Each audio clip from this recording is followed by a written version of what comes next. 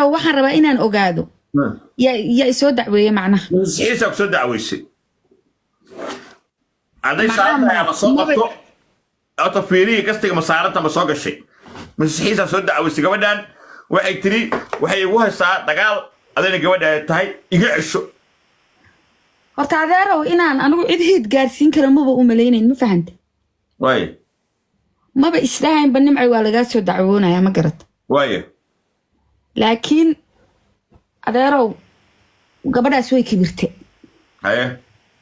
aad bay u kibirsantahay haye marka ma sukay deysid ma hadda waxa magaas ahado baabays dad isku kindaayay had markay ciid wax ka sheegtay qalbiga xanuun marka wax ka sheegtay idina qalbiga xanuun adeerow ma sukay deysid sukay fiirso may adeer daahiro Soomaalinimo soo qabo qalbiga dhaaya xanuun qalbiga dhan baa xanuunay gastiga qalbiga dhan ay xanuunay qalbiga dhan arinta waxaan rabaa in kor loo tuuro dagaalkii inuu dhamaado hawshu inta ku ekayno marka ayada ka fiiriyo gastiga ku jirto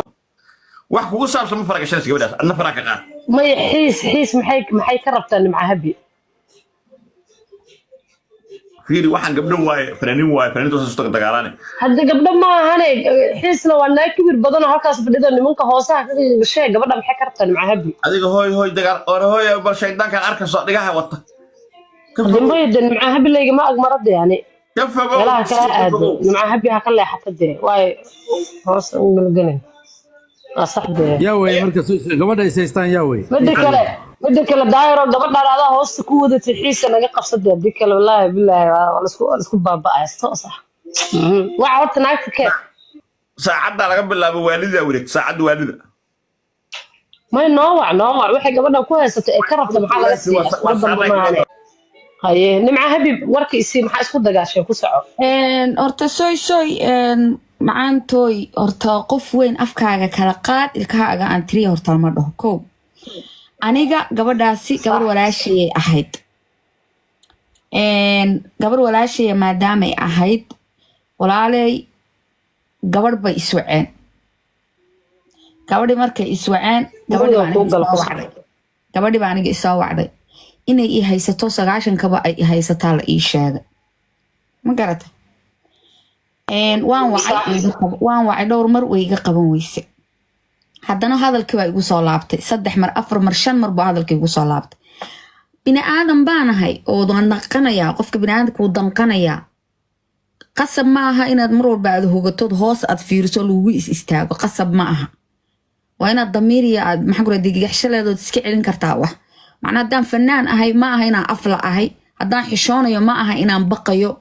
haddii ma garanaysaan ixtiraam leeyahay oo dadkaan ixtiraamayo dee maaha walaalo fuleynimo ixtiraam adduunka waxiga ixtiraam badan male qofka ugu yara laba jirka abaan anu ixtiraama iska daa ka weyn ma garatay